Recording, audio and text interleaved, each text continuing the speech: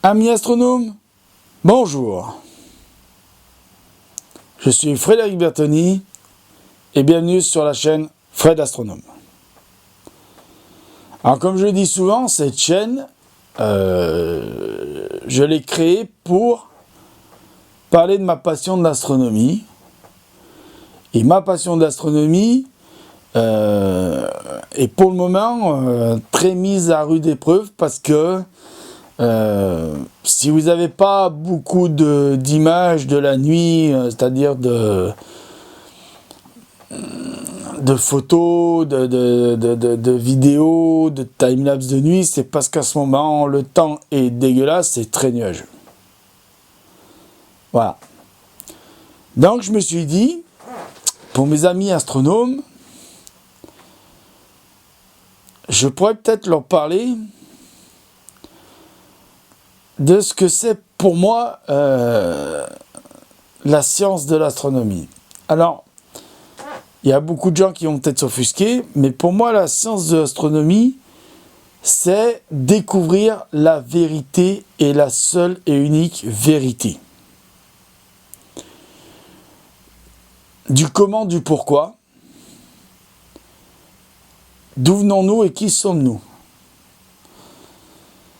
Et je me suis souvent posé ces questions, toujours en ayant dans la tête, mais qu'est-ce que tous ces scientifiques que je vous ai présenté leurs bouquins tout à l'heure, et je vous parle souvent dans mes vidéos, qu'est-ce qu'ils en penseraient? Je me suis toujours posé la question, qu'est-ce qu'ils se disent dans leur tête, ou qu'est-ce qu'ils se disaient dans leur tête, parce que pour certains sont morts, enfin pas tous, pas tous ceux que je vous ai présentés, mais Albert Einstein est mort, Monsieur André Braic est mort, et je me suis toujours posé la question, mais au moment où ils mettent leurs théories, leurs hypothèses sur le papier, ou quand ils sont devant leur père, qui présentent leurs travaux, tout ça, je me suis toujours demandé, qu'est-ce qu'ils pensent à ce moment-là? Ils pensent à quoi? Ils pensent à ce qu'ils sont en train de contribuer à l'avenir, c'est-à-dire à ceux qui vont prendre la suite derrière, les petits jeunes qui sont en ce moment à l'école, ou qui sont en train de faire des études d'astronomie, d'astrophysique, qui vont devenir docteurs en astrophysique, en astronomie, en physique, en cosmologie, qui vont mettre les yeux sur les écrans d'ordinateur, parce que maintenant c'est vrai que l'astronomie moderne, c'est tout sur des écrans d'ordinateur. Hein. Vous voyez, même moi qui suis un astronome amateur, j'ai un écran là, j'ai un écran d'ordinateur là-haut.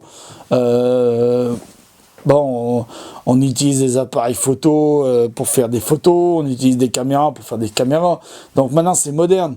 Mais il y a bien un moment donné où ces scientifiques arrêtent de regarder les écrans, se posent devant une feuille blanche et se posent la question de qui sommes-nous, d'où venons-nous et comment tout ça a commencé.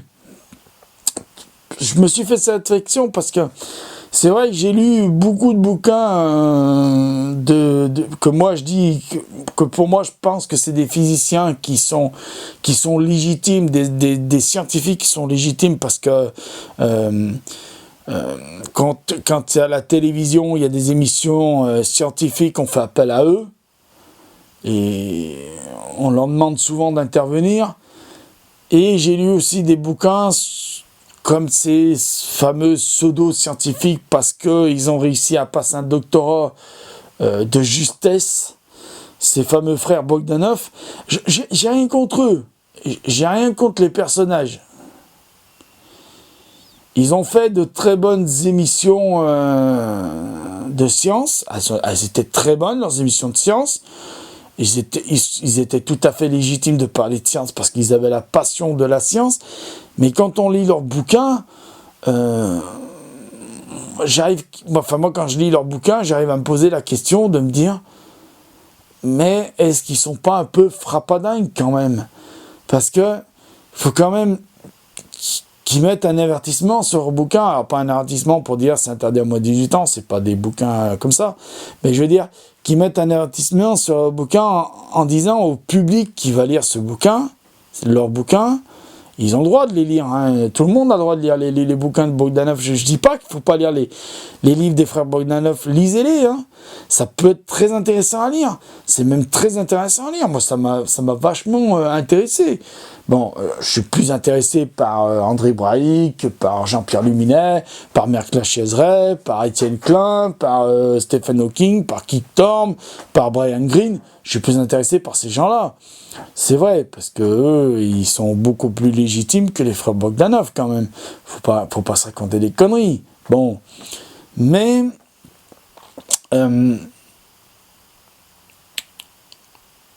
moi, je me dis qu'il devrait quand même dire nos bouquins parlent de science, mais de science hypothétique. Comme celui-là tout à l'heure, là, que je vous ai présenté dans une vidéo tout à l'heure. Alors, je vous dis tout à l'heure parce que, bon, finalement, j'ai décidé de faire encore quelques vidéos aujourd'hui, parce que, bon, voilà, après, je travaillerai sur les vidéos pendant un certain temps. Mais celui-là, là, par exemple, qui est l'univers en rebond de Martin Bochwold, avant le Big Bang.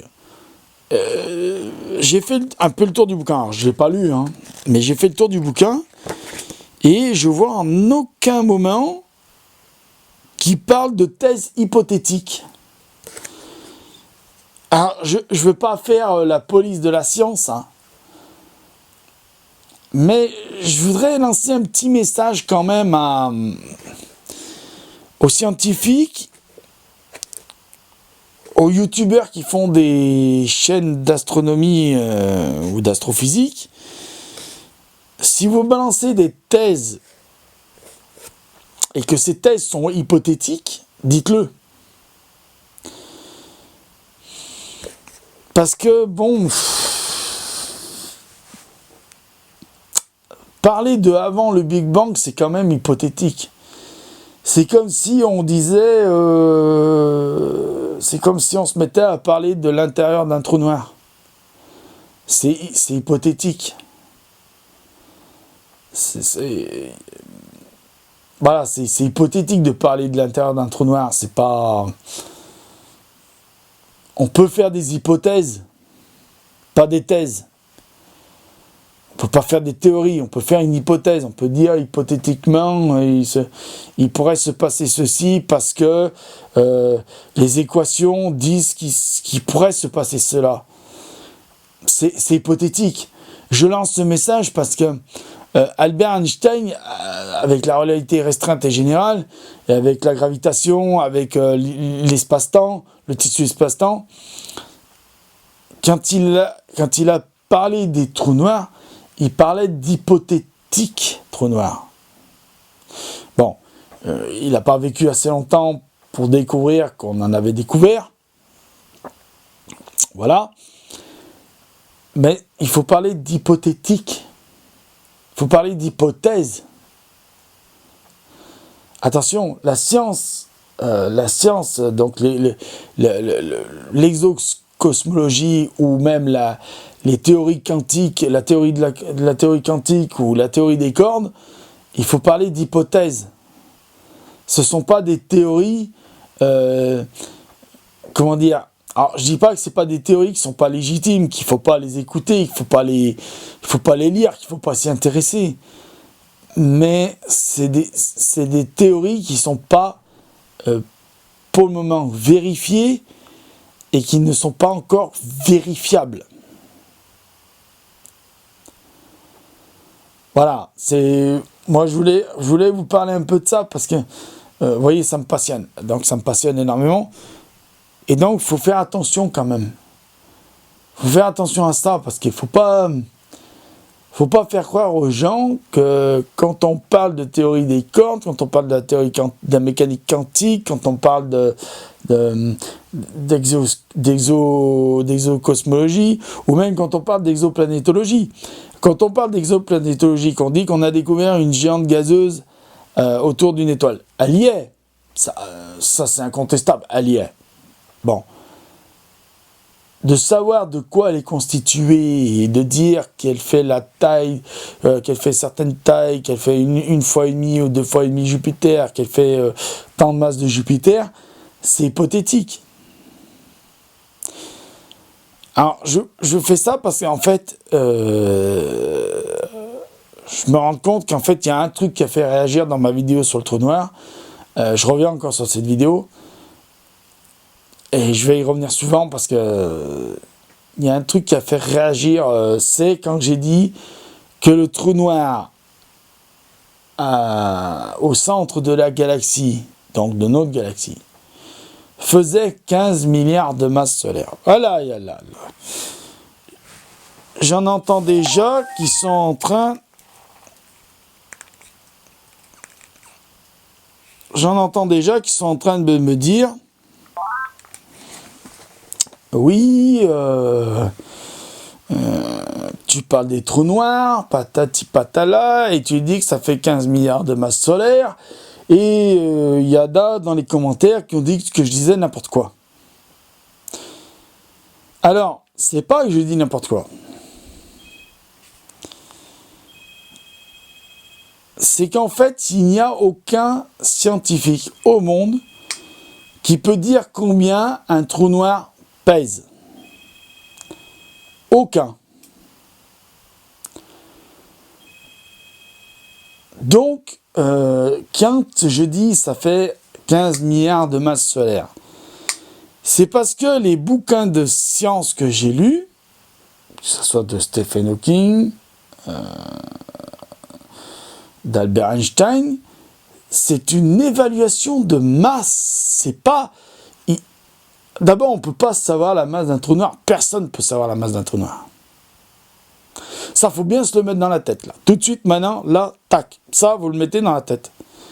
Donc, quand vous entendez des gens qui vont vous dire « Non, un trou noir, ça fait 40 masses solaires. » Ou « Non, le trou noir du centre de la galaxie fait 5, 6, 7 masses solaires. » Eh bien, ils n'ont pas plus raison que moi quand je dis « Il fait 15 milliards de masses solaires. » J'aurais pu dire il fait 20 milliards de masses solaires, j'aurais pu dire il fait 10 milliards de masses solaires. En fait, aucune de ces trois réponses, et celle des autres, est juste. Parce qu'aucun scientifique au monde ne peut évaluer avec la justesse. Décidément, la technique s'y met, hein. J'ai eu un problème sur mon appareil photo, donc je continue la vidéo là, que j'étais en train de faire. Donc j'étais en train de parler de la masse des trous noirs. Donc, voilà, la masse des trous noirs, on ne peut pas les évaluer juste. On ne peut pas dire, par exemple, moi, si je monte sur une balance, ma masse par rapport à la gravité de la Terre et par rapport à la pesanteur qu'il y a sur la Terre, c'est-à-dire la masse par rapport à la pression atmosphérique de la Terre et la pesanteur qu'il y a sur Terre, machin et tout bassin, enfin, par rapport à tout un tas de données, je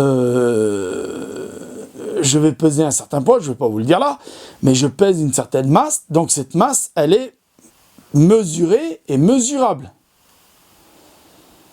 Mais dire aujourd'hui, et je crois qu'aucun scientifique peut vous le dire, et je m'avance pas, parce que je vous dis, là, j'ai mon collègue, là, il est scientifique, il est docteur en physique, il est spécialisé dans l'exoplanétologie. Donc, lui, il m'a expliqué que c'était pas faux ce que je disais, mais que c'était faux et pas faux à la fois. En fait, c'est pas faux et c'est faux. Parce qu'on ne peut pas évaluer.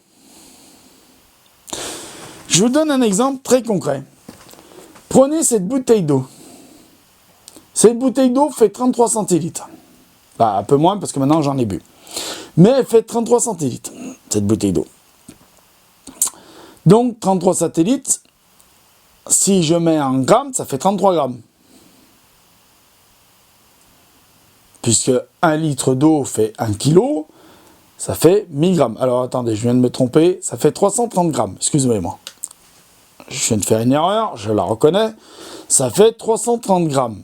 Si je pèse l'eau qu'il y a là-dedans, j'ai 300, enfin, quand la bouteille est pleine, j'ai 330 grammes d'eau, plus le poids de la bouteille. Si je prends cette bouteille, je l'envoie aller, admettons, à 1 milliard d'années-lumière. Je prends un satellite qui est capable de la repérer. Un télescope qui est capable de la repérer. Un télescope qui va être extraterrestres, donc en dehors de la Terre. Qui, par exemple, prenons le James Webb Télescope, qui se trouve qui se trouve pas encore, mais qui va être envoyé à 1,5 million de kilomètres, c'est-à-dire sur un des points de Lagrange. Il y en a plusieurs. Lagrange était un scientifique qui avait découvert qu'à un certain endroit autour de la Terre, toutes les forces de gravité, c'est-à-dire de la Terre, de la Lune et du Soleil, s'annulaient. Ça veut dire que n'importe quel objet que vous envoyez sur ce point attire autant la Lune, la Terre et le Soleil et le reste de ce qui se trouve dans le système solaire. Donc, la force de gravité et d'attirance des autres s'annule à ce point-là. 1,5 million de kilomètres. J'ai bien dit 1,5 million de kilomètres. Bon, vous mettez ce pas le James Webb Télescope, mais prenez le James Webb Télescope, qui est déjà, normalement, qui est prévu pour être 10 fois plus puissant que le Hubble. Donc le HTSS, Hubble. Télescope, Hubble Télescope. Bon. Vous multipliez la puissance du James Webb, qui est déjà 10 fois plus puissant que le Hubble, vous le multipliez par 1000. Donc vous voyez un gros télescope là. Et il arrive à repérer cette bouteille. Et bien même le télescope, il arrive à repérer que la bouteille est en plastique, qu'elle contient 33 centilitres d'eau. Enfin, qu'elle contient 33 centilitres d'eau. Non, qu'elle contient de l'eau. Mais ce télescope, ou même le satellite, qui est avec des rayons, machin tout, ne sera pas capable de dire qu'il y a 33 centilitres d'eau, donc 330 grammes d'eau. Donc, dire qu'un objet qui se trouve à 26 000 années-lumière, qui est gros, immense, dire qu'il fait une certaine masse, c'est pas possible. Voilà, je vous le dis, c'est pas possible. Donc on fait une évaluation de masse. C'est ce qu'on appelle une évaluation de masse. Tenez, d'ailleurs, je vais boire un peu d'eau. Je m'en fous, je le fais en direct. Alors là-dedans, il y a de l'hydrogène et de l'oxygène. Hydrogène étant créé il y a 13 milliards 800 millions d'années. Une petite info au passage. Donc, que des gens viennent me dire, c'est faux quand tu dis 15 milliards de masse solaire, oui, mais vous aussi, c'est faux quand vous dites 40 millions ou 43 millions de masse solaire. Enfin, je ne sais plus ce qu'il m'a dit, l'autre, l'infographiste, là, qui s'est pris pour Stephen Hawking ou Albert Einstein, mais c'est faux aussi. Donc, qu'est-ce que j'ai fait, moi, quand j'ai dit 15 milliards de masse solaire? Pourquoi j'ai dit 15 milliards de masse solaire? Et avec l'approbation de mon copain, enfin du collègue, de l'ami astronome, qui est lui vraiment astronome puisqu'il a un doctorat. Et donc, j'ai fait une moyenne de tout ce qu'il y avait d'écrit sur les trous noirs. J'ai pris la moyenne de tout ce qui était écrit sur les trous noirs. Voilà. C'est pour ça que j'ai dit le chiffre de 15 milliards de masse solaire. Parce que c'était pour donner une masse. Voilà, c'est tout.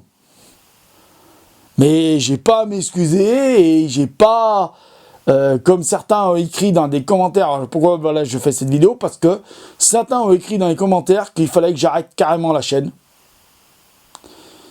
et que je me remette dans mes bouquins de science, ou que j'arrête la science, que j'arrête l'astronomie. Eh ben non. Je ne vais pas arrêter l'astronomie parce que vous n'êtes pas d'accord avec ce que je dis. Vous prenez 20 physiciens, vous les mettez autour d'une table, vous leur mettez le sujet trou noir, et ben je vous parie que sur les 20 physiciens, il y a au moins une partie du sujet trou noir où vous n'en pas d'accord. C'est tout. Moi, par exemple, je ne suis pas d'accord avec ce que l'infographiste a dit sur le rayon de Schwarzschild. Voilà, Schwarzschild était un physicien qui est toujours physicien, qui travaille avec Stephen Hawking sur les trous noirs. Et le rayon de Schwarzschild n'a rien à voir avec ce que tu as dit, mon grand. Rien du tout. L'infographiste a confondu le rayon de Schwarzschild avec le rayon de l'horizon des événements. L'horizon des événements, c'est la limite de ce qui se passe entre l'intérieur du puits gravitationnel et l'extérieur du puits gravitationnel. Le rayon de Schwarzschild, ça se trouve à l'intérieur du puits gravitationnel et il se trouve à une certaine distance de la sphère de matière d'une densité telle que la gravité est tellement d'une intensité tellement élevée que la lumière, donc les photons, rayonnés par le trou noir, et c'est pas moi qui le dis, c'est Monsieur Hawkins, alors il ne le dit pas dans ce bouquin, mais Monsieur Hawkins, qui, comme tu le dois savoir, Monsieur l'infographiste, le rayonnement d'Hawkins, qui dit que les trous noirs ont une perte de matière qui s'engendre par un rayonnement de lumière, donc la lumière engendrée par des photons. Donc il y a un rayonnement. Alors il n'est pas rayonnement comme les soleils, comme les étoiles. En fait, les trous noirs, d'après M. Albert Einstein et d'après certains scientifiques de la Sorbonne, qui ne sont pas des ânes, les trous noirs rayonnent gris. La sphère à l'intérieur du puits gravitationnel qui a une densité, une masse telle, qui forme une densité telle, qui forme un puits gravitationnel tellement immense, cette sphère est une matière, et on ne sait pas de quelle matière elle est, c'est ça le problème, mais on sait qu'elle pourrait rayonner, alors je vais dire hypothétiquement qu'elle pourrait rayonner gris. On ne le sait pas, mais d'après les calculs scientifiques de M. Stephen Hawking, ça pourrait rayonner dans le gris. Et donc, c'est cette lumière qui, par la force de gravité du trou noir, du puits gravitationnel, ne peut s'échapper de la surface de la sphère de Hawking. Et oui, parce que le trou noir s'appelle la sphère de Hawking. Voilà, monsieur, infographiste. J'ai révisé mon sujet et je l'ai révisé depuis longtemps. Donc, si vous ne savez pas de quoi vous parlez, c'est pas la peine d'essayer de me prendre pour ce que je ne suis pas. Cette chaîne continuera à exister parce que je m'en fous, moi, d'avoir 14 abonnés ou d'avoir 800 millions de vues, d'avoir 14 millions d'abonnés, je m'en fous, c'est pas ça que je cherche. Moi, ce que je cherche, c'est que les gens qui s'abonnent à ma chaîne, et merci pour ceux qui se sont abonnés à ma chaîne. Je remercie les 14 personnes qui se sont abonnées à ma chaîne. Je les remercie tout particulièrement et je vous remercie beaucoup. Je fais cette chaîne Fred l'astronome pour des gens qui s'intéressent à l'astronomie, qui veulent apprendre ce que moi j'ai appris et ce que les scientifiques apprennent tous les jours, et pas pour des gens qui veulent se la jouer barbeau et qui s'y connaissent rien en sciences. Alors, à ces gens-là, un petit message. Et après, j'en finirai avec cette vidéo. Un petit message sans va. Laissez les gens tranquilles qui veulent apprendre. S'il vous plaît, laissez les gens qui veulent apprendre. Je vous jure que si je me trompe, je me ferai taper sur les doigts par mon collègue qui est docteur en sciences, je me ferai taper par les doigts par lui. Il n'y a pas de problème. Il a même trouvé une règle en fer tout rouillée pour me taper sur les doigts comme on faisait dans les anciennes écoles aux élèves qui n'écoutaient pas et qui apprenaient rien en classe. Bah. Je vous remercie de m'avoir écouté. J'espère que cette vidéo vous donne envie de continuer à me regarder. Qu'il y aura de plus en plus d'abonnés qui vont s'abonner. Et voilà. Bon, abonnez-vous. Je suis un petit peu fâché, mais bon, abonnez-vous, c'est pas grave. Ça passera. Je vais mettre l'œil à l'oculaire dès que je pourrai. Et vous aussi, j'espère que vous mettrez l'œil à l'oculaire parce qu'il y a plein de choses à voir. Je vous remercie de m'avoir écouté. abonnez-vous, je vous en dis pas mieux. Voilà, abonnez-vous, abonnez-vous, abonnez-vous et apprenez, apprenez, apprenez. Et surtout, lisez, allez voir les émissions scientifiques, regardez les autres chaînes YouTube, il y en a plein, il y en a plein, il y en a plein. Dans une semaine, je vous ferai une vidéo justement pour vous montrer, parce qu'il faut que je la prépare un petit peu, entre autres des autres boulots que j'ai à faire. Je vous ferai une vidéo pour vous présenter tout plein de chaînes qui parlent d'astronomie et qui le font peut-être mieux que moi, ça je le reconnais, parce que moi je débute dans le truc. Donc voilà. Enfin, je débute pas dans l'astronomie, je débute comme YouTuber. Donc voilà, excusez-moi encore, il y a eu des petits problèmes techniques, donc la vidéo va être en plusieurs parties. Donc je vais pas dire bonjour à chaque fois, à chaque partie. Hein, voilà, donc je vous dis, amis astronomes, mettez l'œil à l'oculaire, abonnez-vous, mettez des petits pouces en l'air, mettez des petits pouces en bas, mettez tous les commentaires que vous voulez. Je laisserai ceux qui seront légitimes, même si ça me critique, c'est pas grave, mais ceux qui me donneront des leçons dans les commentaires, je les enlèverai. Parce que c'est pas à peine d'apprendre n'importe quoi aux viewers et aux abonnés. Amis astronomes, salut! Je vous dis à bientôt. Ciao, ciao. Mettez l'œil à l'oculaire parce qu'il y a plein de choses à voir.